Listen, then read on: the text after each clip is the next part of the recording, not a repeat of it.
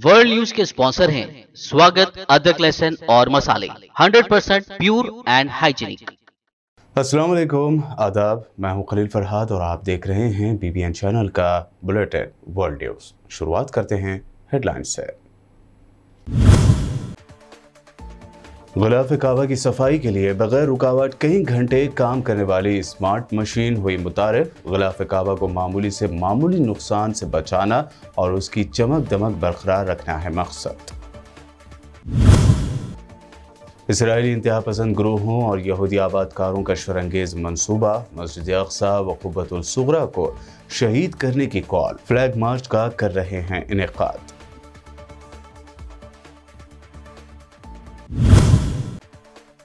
Hezbollah सरबराह Hasan Nasrallah का फ़लस्तीनियों के तई बड़ा बयान, कहा फ़लस्तीन को अब अरब ममालिक का नहीं है इंतज़ार, अरब ममालिक पर नहीं किया जा सकता भरोसा।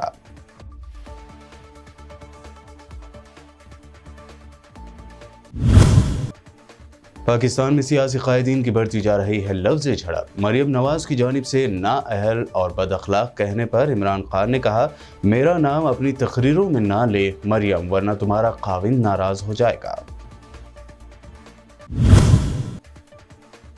ज्ञानवापी मस्जिद सर्वे मामले की अब डिस्ट्रिक्ट कोर्ट में होगी समाअत। सुप्रीम कोर्ट ने सुनाया फैसला, 8 हफ्तों तक जारी रहेगा सुप्रीम कोर्ट का अबूरी हुक्म।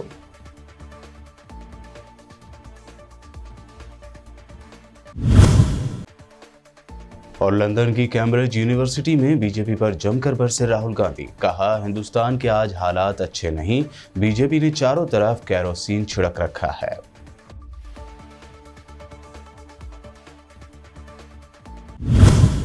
ये थी हेडलाइंस, बढ़ते हैं खबरों की तफसील की जानिब। हरमैन शरीफैन इंतज़ामिया ने ग़िलाफ़-ए-काबा की सफाई के लिए बग़ैर रुकावट कई घंटे काम करने की सलाहियत की हामिल स्मार्ट मशीन फराहम कर दी है। इसका एहतमाम इंतज़ामिया के मातहत किंग अब्दुल अजीज़ कॉम्प्लेक्स बराए ग़िलाफ़-ए-काबा ने किया।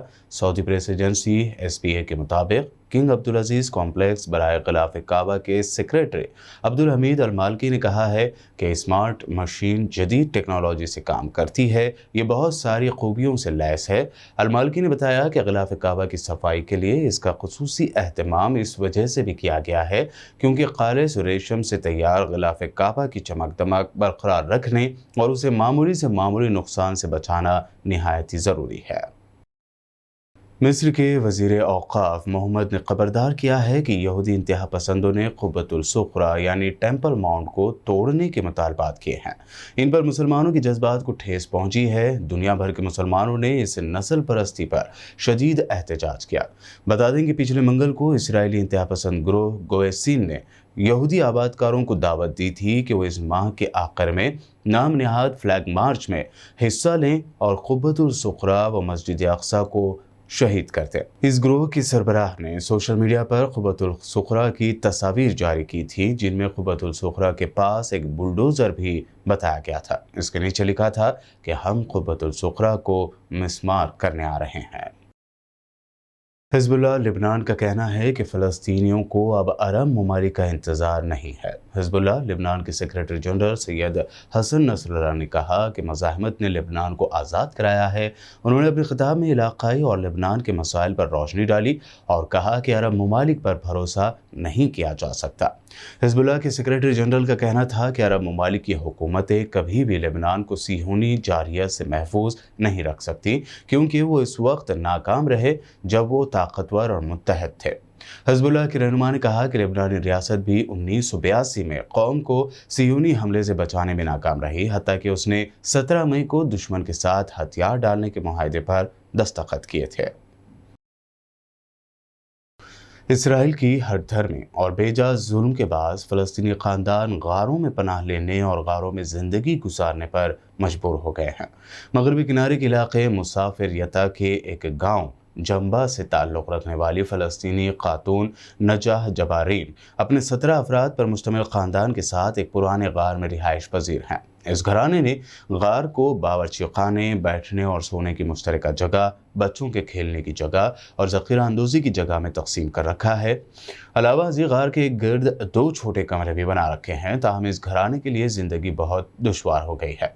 इस गार में धूप का कोई गुजर नहीं और साथ ही वहाँ से गैर सेहतमंद बो भी आती रहती है। 2 छोटे कमरे इतने बड़े कुंबे के लिए काफ़ी नहीं, लिहाजा गार में रहना नागुज़िर है। जंबा गांव इस इलाके में उन 22 छोटे रिहायशी कंपाउंड्स में से है जिनको इसराइल ममनुआ फौजी इलाका करार दे चुका है। साल 1980 से यहाँ इमारतों की तामीर पर पाबंदी है। तुर्क वज़ीर दिफा हलूसी आकार ने कराची शिपयार्ड में पाकिस्तान मलजम प्रोजेक्ट के तीसरे जहाज़ बदर की लॉन्चिंग तकरीब में शिरकत की।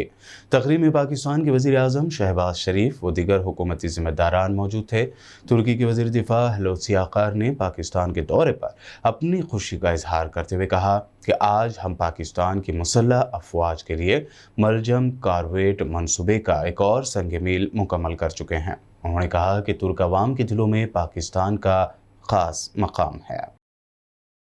पाकिस्तान तहरीक इंसाफ PTI के चेयरमैन और साबिक़ वज़ीर आज़म इमरान खान ने मुस्लिम लीग नून की नायब सदर की हालिया तकरीर का हवाला देते हुए कहा कि मरियम नवाज़ अपनी तकरीर में मेरा नाम इस जज्बे और जुनून से लेती हैं कि मैं उनको कहना चाहता हूं कि देखो, थोड़ा ध्यान करो, तुम्हारा काबिंद ही नाराज़ ना हो जाए जिस तरह तुम बार बार मेरा नाम लेती हो।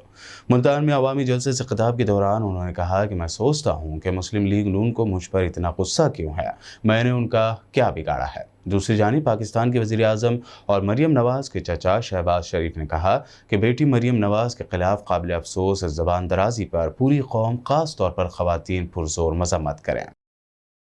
अमरीकी रुकन कांग्रेस इल्हान उमर ने उम्मीद ज़ाहिर की है कि पाकिस्तान की सियासी क़यादत जल्द अपने मुल्क को सियासी बहरान से बाहर निकालेगी। उनका कहना था कि पाकिस्तान, श्रीलंका और अफ़गानिस्तान में सूरत हाल के पेश नज़र कोई भी बड़ा बहरान हम अपनी कौमी सलामती के लिए ख़तरा समझते हैं। उन्होंने अफ़गान तालिबान हुक्मरानों पर भी जोर दिया कि वह ख़वातीन को ज़बरदस्ती बुर्क़े पहनाने और तालीम की राह में रुकावटें खड़े करने से गुरेज करें और इंसानी हुकूक़ से मुताल्लिक़ दुनिया के साथ अपने वादों की पासदारी करें। उन्होंने कहा कि अफ़गानिस्तान एक मुसलमान मुल्क है और मुसलमानों का यकीन है कि ख़वातीन व मर्द, लड़कों और लड़कियों को तालीम तक बराबर रसाई होनी चाहिए, उनको अपने हुकूक़ तक बराबर रसाई होनी चाहिए। मैं नहीं समझती कि तालिबान जो कुछ कर रहे हैं वो ठीक है। फ्रांस के सदर इमानुएल मैक्रोन ने मुल्क की नई हुकूमत के लिए वज़रा का तकर्रुर किया है। नई हुकूमत के मजमूई तौर पर 27 अरकान हैं, जिनमें 17 वज़ारतें, 6 वज़ारती नुमाइंदे और 4 रियासती सेक्रेटरी शामिल है। जुमा को पिछली हुकूमतों के कुछ वज़रा को दोबारा वज़ीर मुकर्रर किया गया, लेकिन मुख्तलिफ वज़ारतों में। सदर मैक्रोन ने 16 मई को एलिज़ाबेथ बोरन को बतौर वज़ीर आज़म नामज़द किया। नई हुकूमत अपनी पहली काबीना का इजलास 23 मई को सदर की सरकारी रिहाइशगाह LSE में मुनक़्क़द करेगी।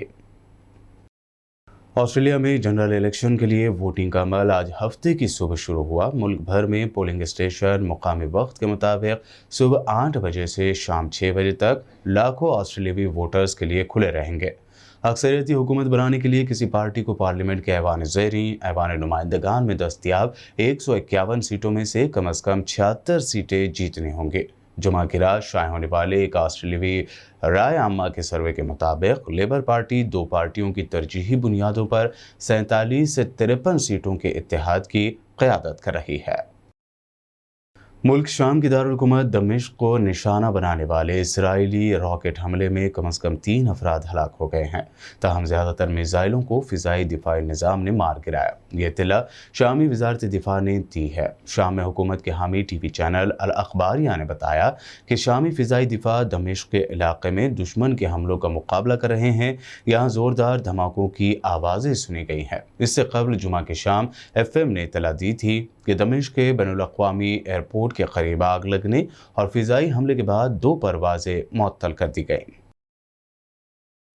नॉर्वे के जुनूब मशरक़ी इलाके में चाकू हमले के एक वाक़े में कम से कम 3 अफराद ज़ख्मी हो गए। पुलिस की जानिब से इस हमले की तस्दीक करते हुए बताया गया कि इस वाक़े में एक शख्स शदीद ज़ख्मी हुआ है, जबकि मुश्तबा हमलावर को हिरासत में ले लिया गया। इस हमले की दरपर्दा वजूहात फ़िलहाल सामने नहीं आए हैं। अमेरिका में अब फायरिंग के वाक़यात रोज़ का मामूल बन चुके हैं। अब अमेरिका के शहर शिकागो में फायरिंग से एक शख्स हलाक और 4 दीगर जख्मी हो गए।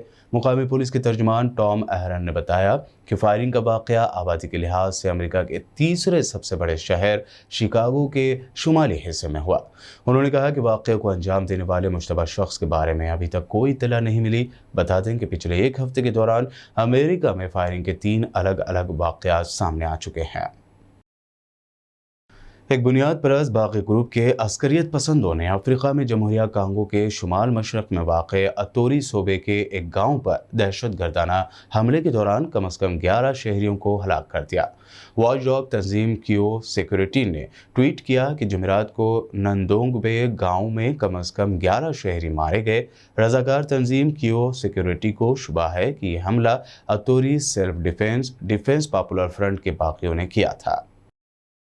अमेरिकी सदर जो बाइडन की हिफाजत करने वाले एक एहलकार को जनूबी कोरिया के एक शहरी पर हमला करने के इल्ज़ाम में गिरफ्तार किया गया है।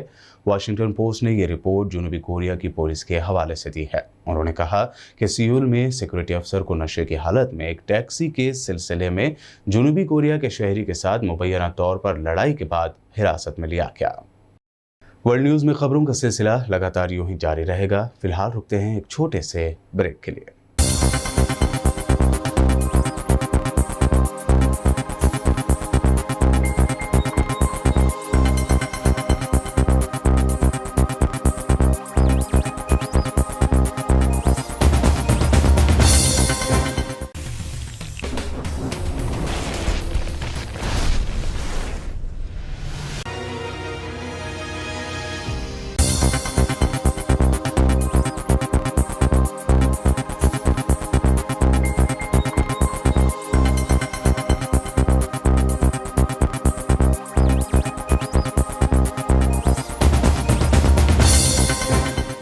ब्रेक के बाद आइए अब देखते हैं मज़ीद अहम खबरें। ज्ञानवापी मस्जिद सर्वे मामले में सुप्रीम कोर्ट में समाअत के दौरान सुप्रीम कोर्ट ने बड़ा फैसला सुनाते हुए ये मामला डिस्ट्रिक्ट कोर्ट को ट्रांसफ़र कर दिया है। इसके साथ ही 8 हफ्ते तक अबूरी हुक्म जारी रहेगा, यानी 8 हफ्ते तक सभी फरीक अपना मौक़िफ़ डिस्ट्रिक्ट जज के सामने रख सकते हैं।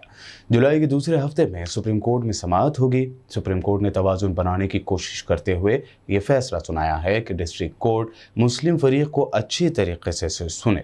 उसके साथ ही सुप्रीम कोर्ट ने हुक्म दिया है कि उत्तर प्रदेश जुडिशियल सर्विस के सीनियर और तजुर्बेकार अदालती अफसर केस की समाअत करेंगे।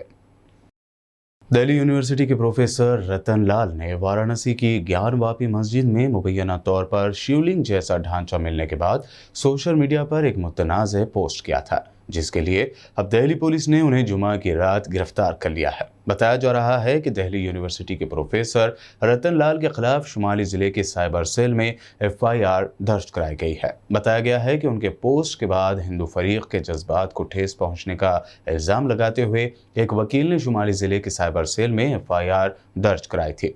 प्रोफेसर की गिरफ्तारी पर कांग्रेस लीडर दिग्विजय सिंह समेत यूनिवर्सिटी के स्टूडेंट्स की बड़ी तादाद ने शदीद एहतजाज दर्ज करवाया है। मामला ये है कि एक झूठा मुकदमा उनके खिलाफ दर्ज किया गया और मैं ये FIR पढ़ रहा हूँ, तो इसमें कोई भी ऐसी बात नहीं लिखी है जो कॉग्निजेबल ऑफेंस है। इनके कंप्लेंट में ही कोई कॉग्निजेबल ऑफेंस बनता ही नहीं है। उसके बावजूद भी अगर इस झूठी कंप्लेंट को सच्चा भी मान लिया जाए तो जो धाराएं लगी हैं 153A और 295A, वो ऐसी धाराएं हैं जिसमें अरेस्ट किया ही नहीं जा सकता। पुलिस को ताकत ही नहीं है। और ये सुप्रीम कोर्ट की अरनेश कुमार जजमेंट का कंटेम्प्ट है कि अगर कोई पुलिस अधिकारी ऐसे किसी मुकदमे में अरेस्ट करता है जिसमें 7 साल से कम सजा है, तो वो अरनेश कुमार की जजमेंट यानी कि सुप्रीम कोर्ट का कंटेम्प्ट है।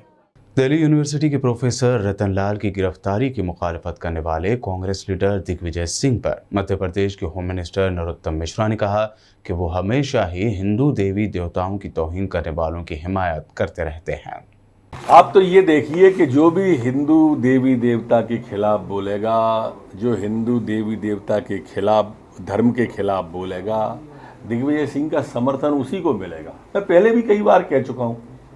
आप तो एक आध बार बता दो कि उसने कभी किसी और धर्म के खिलाफ बोलने वाले के पक्ष में ये बोले हों, या ये और किसी धर्म के बारे में बोल सकते हो। ये बोल भी नहीं सकते और किसी धर्म के बारे में। कांग्रेस कायद राहुल गांधी लंदन के कैम्ब्रिज यूनिवर्सिटी में आइडियाज़ फॉर इंडिया कॉन्फ्रेंस में हिस्सा लेने पहुंचे हैं। उन्होंने यहां बीजेपी पर जमकर तनकीद की। राहुल गांधी ने कहा कि कांग्रेस पहले जैसा हिंदुस्तान हासिल करना चाहता है, इसके लिए लड़ाई लड़ी जा रही है, जबकि बीजेपी हमारी आवाज़ को दबाने की कोशिश कर रही है। राहुल गांधी ने चीन को लेकर मरकजी हुकूमत को भी घेरा। राहुल ने कहा कि अब हर इदारे पर हुकूमत का कब्जा हो गया है, हर इदारे पर हमला किया जा रहा है। राहुल गांधी ने कहा कि हिंदुस्तान में आज अच्छे हालात नहीं हैं। बीजेपी ने चारों तरफ कैरोसिन छिड़क रखा है। हम बीजेपी के पोलराइजेशन की सियासत से लड़ रहे हैं। दूसरी जानिब मध्य प्रदेश के वज़ीर दाखिला नरोत्तम मिश्रा ने राहुल गांधी के बयान पर कहा कि गैर मुल्की सरजमीन पर हिंदुस्तान की तौहीन करना राहुल गांधी का मशगला है।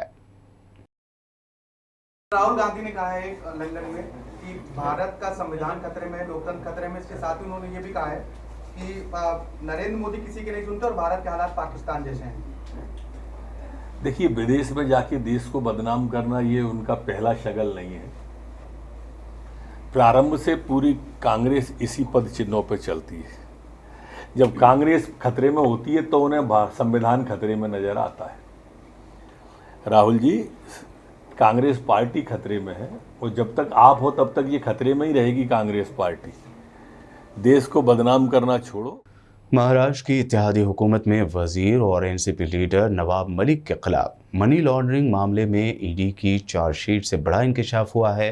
द इंडियन एक्सप्रेस में शाया एक रिपोर्ट के मुताबिक ईडी ने चार्जशीट में दावा किया है कि नवाब मलिक उनके भाई असलम, दाऊद इब्राहिम की बहन हसीना पारकर और मुंबई सीरियल धमाकों के कसूरवार सरदार खान के दरमियान कुर्ला वाक़े गोवा वाला कॉम्प्लेक्स को लेकर मुतअद्दिद दौर की मीटिंगें हुई थी। इसी डील में एनसीपी लीडर के खिलाफ मनी लॉन्ड्रिंग का मामला दर्ज किया गया है। जांच एजेंसी ने अपनी चार्जशीट में दावा किया है कि हसीना पारकर अपने भाई दाऊद इब्राहिम के गिरोह डी कंपनी की सरगर्म रुकन थी। वह टेरर फंडिंग के लिए गोवा वाला कॉम्प्लेक्स समेत दिगर कोई अहम जायदाद के गैर कानूनी कब्जे में शामिल थे। बता दें कि इससे पहले एनसीपी सरबराह शरद पवार ने नवाब मलिक का बचाव करते हुए कहा था कि मुस्लिम होने की वजह से नवाब मलिक का दाऊद इब्राहिम से लिंक जोड़ा जा रहा है। आम आदमी पार्टी के एमएलए सौरभ भारद्वाज ने फिर एक मरतबा बीजेपी के इंक्रोचमेंट को फर्जी बताते हुए कहा कि बीजेपी का मानना है कि हर लोग गैर कानूनी है लेकिन वो सही है। इसके साथ ही आम आदमी पार्टी एमएलए सौरभ ने चंद बीजेपी लीडरों के घरों के बारे में तफसीलात बताई जिन्होंने सरकारी जमीनों पर कब्जा किया हुआ है। दिल्ली के गरीब और मध्यम वर्गीय लोगों के मकान, उनके दुकान के ऊपर बिल्डोजर चलाने की होड़ दिल्ली भाजपा के पार्षदों के अंदर लगी हुई है। इनके हिसाब से हर आदमी जो है वो गैरकानूनी है, मगर ये लोग बिल्कुल सही हैं। आज हम भाजपा के बड़े बड़े नेताओं के घरों की तस्वीरें आपको दिखाएंगे। बिपिन बिहारी, आप देख सकते हैं सरकारी जमीन पर इन्होंने सीढ़ियां बनाकर ये कब्जा कर रखा है, तो ये पूरी तरीके से गैरकानूनी है। एक्स मेयर ईडीएमसी की निर्मल जैन, इन्होंने प्रवेश द्वार बना रखा है जिसपे अपना नाम इन्होंने लिख रखा है। ये पूरी की तरह से सरकारी जगह पे इंक्रोचमेंट है। विश्वास नगर से एमएलए ओम प्रकाश जी, इनका आप देख सकते हैं पूरी तरीके से सरकारी जमीन पर बोर्ड लगाकर सरकारी जमीन पर इन्होंने रैंप बनाकर अपनी पार्किंग बना रखी है। ये पूरी तरीके से इलीगल है। रविंदर गुप्ता, ये भी मेयर रहे हैं नॉर्थ दिल्ली म्युनिसिपल कॉर्पोरेशन के। करीब 7 फुट का रैंप इन्होंने अपने घर के आगे बना रखा है। अगला नाम है राजा इकबाल, ये भी मेयर रहे हैं। इनके रैंप और सीढ़ियां पूरी तरीके से इलीगल है। इसके बाद आती हैं प्रीति अग्रवाल, और देखिए कितना लंबा शानदार गार्डन बनाया है सरकारी जमीन पर। अगला चरित्र रमेश बिदुड़ी जी, इनका आप ये जो मकान देख रहे हैं जहाँ पे इनका ऑफिस है, ये इलीगल अनऑथराइज्ड कंस्ट्रक्शन है, इसका कोई नक्शा पास नहीं है। इसके बाद मीनाक्षी लेखी जी का चितरंजन पार्क अपोजिट, ये पार्क की जमीन है, इसको पार्क कब्जा करके इन्होंने यहाँ पे ऑफिस बना रखा है। छैल Bihari Goswami, leader of the house, इनका ये डीडीए फ्लैट्स है और इसको इन्होंने एक्सटेंड करके जो है पूरी कोठी बना रखी है। रियासत आसाम में हर साल सैलाब बड़ी मुसीबतें लेकर आता है, लेकिन इस मरतबा सैलाब ने आसाम में बड़ी तबाही मचा दी है। आलम यह है कि रियासत के कई गांवों में पानी भर चुका है। जमुनामुख जिले के 2 गांवों के 500 से ज़्यादा खानदान रेलवे ट्रैक पर रह रहे हैं, क्योंकि सिर्फ ये ही ऐसी जगह है जो सैलाब के पानी में नहीं डूबे हैं। सैलाब में अपना सब कुछ खो देने के बाद चांग जोरई और पटिया पाथर गांव के लोग बेहद बेबस नजर आ रहे हैं। तिरपाल की चादरों से बने कैंप में पनाह लेने वाले गांव वालों का दावा है कि उन्हें 5 दिनों में रियासती हुकूमत और जिला इंतजामिया से ज्यादा मदद नहीं मिली है। बुलेटिन के आखिर में हेडलाइंस पर एक और नजर। गुलाफ काबा की सफाई के लिए बगैर रुकावट कई घंटे काम करने वाली स्मार्ट मशीन हुई मुतारिफ। गुलाफ काबा को मामूली से मामूली नुकसान से बचाना और उसकी चमक दमक बरकरार रखना है मकसद। इसराइली इंतहा पसंद ग्रोहों और यहूदी आबादकारों का शरंगेज मंसूबा, मस्जिद अक्सा व कुब्बतुल सुगरा को शहीद करने की कॉल, फ्लैग मार्च का कर रहे हैं इनेकाद।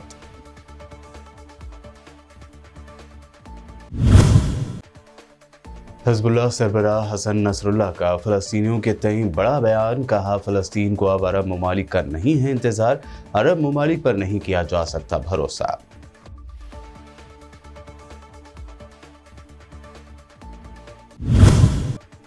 पाकिस्तान में सियासी कायदीन की बढ़ती जा रही है लफ्ज़ झड़प। मरियम नवाज की जानिब से नाअहल और बदअखलाक कहने पर इमरान खान ने कहा, मेरा नाम अपनी तकरीरों में ना ले मरियम, वरना तुम्हारा खाविंद नाराज हो जाएगा। ज्ञानवापी मस्जिद सर्वे मामले की अब डिस्ट्रिक्ट कोर्ट में होगी समाअत। सुप्रीम कोर्ट ने सुनाया फैसला, 8 हफ्तों तक जारी रहेगा सुप्रीम कोर्ट का अबूरी हुक्म।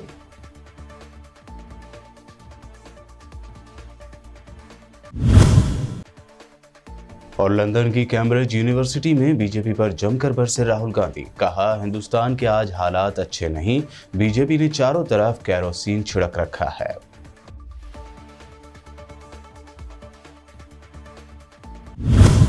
वर्ल्ड न्यूज में ये थी अब तक की अहम इंटरनेशनल और नेशनल न्यूज। देखते रहिए BBN चैनल।